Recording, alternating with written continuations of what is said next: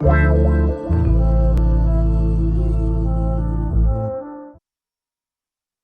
going on, everyone? It's Purple Haze here with a simple question.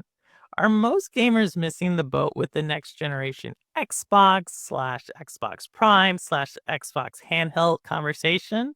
For me, the answer is yes. And first, before I jump into that, shout out to DocDark1985. There's levels to this for inspiring this video. In his most recent video, Doc Dark talked about how Xbox Prime, because that was the rumor at the time, Xbox Prime was maybe a little bit too little too late. You see, Doc has went on to PC and he just feels like there's no real reason to go back to Xbox. And for me, I think this misses the bigger point. And that's, I don't think Xbox cares for you to come back to Xbox.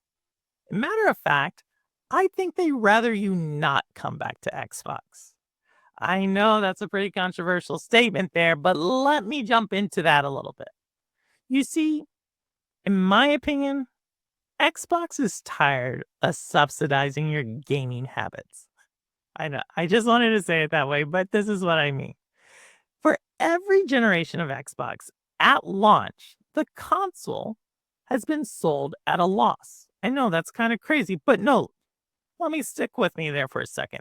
It's not only been sold at a loss, it's been sold at a loss for what Xbox could actually make the console for, which is cheaper than what you could actually make the console for. And the logic has always been the same. If people were to buy the hardware, they're more likely to buy the software and games.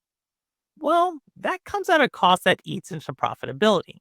You see, besides the research and development of that, besides the supply chains, besides the sales or the service and support at the end, there's always been more and more costs associated with the Xbox console.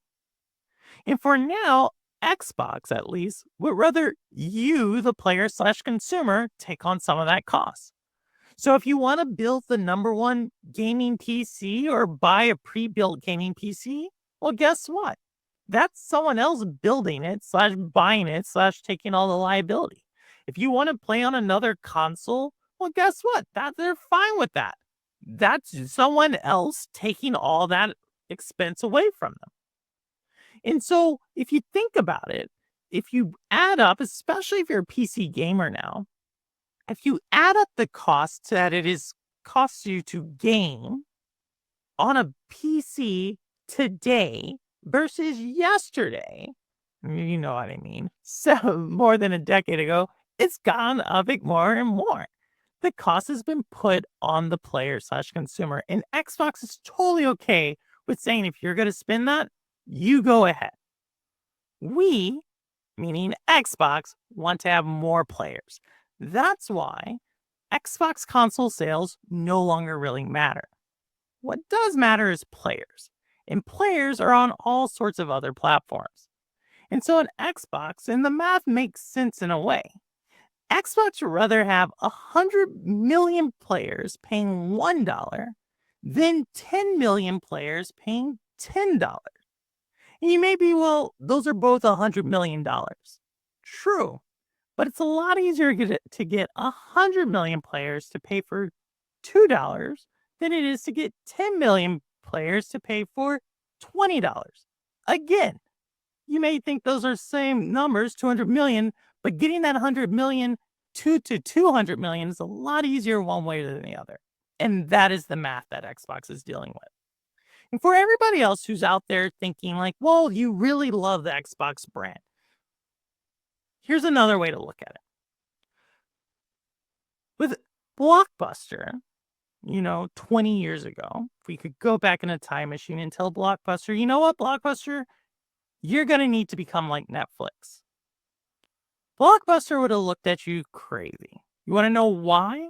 Because Blockbuster's entire customer base and consumer base and business partners were all built out of the brick and mortar model. Were they going to leave their franchisees out to dry? Were they going to leave those customers out to dry who love to go into a Blockbuster and get that Blockbuster smell, go down the aisles? No. It's really, really hard to transition your customer base and your business partners to a different model. Give credit where credit is due. Xbox has been utilizing this entire generation to transition their players and business partners to a different model. If you ask me, they've done it pretty successfully. You see, Doc Dark, he went into this generation thinking he was going to get the best, most powerful gaming console. But he's leaving it realizing that the thing he actually wants to play on is the PC. And guess what? He can still play those same Xbox games on the PC the way he wants to play them. And for other people who went to PlayStation, guess what? They're going to get those games too. That's what Xbox wants. But enough about what I think. What do you think? Do you think people are missing the boat on the conversation? Do you agree with me? Or do you think I'm missing some other point? Please let me know down below. But with that said, you know what I always say. I don't care where you game, how you game, why you game, what you game on, how long you've been gaming. As long as you're gaming, you're good with me. And as always, this is Purple Haze, and the proof is in the playing. All right, take care, y'all.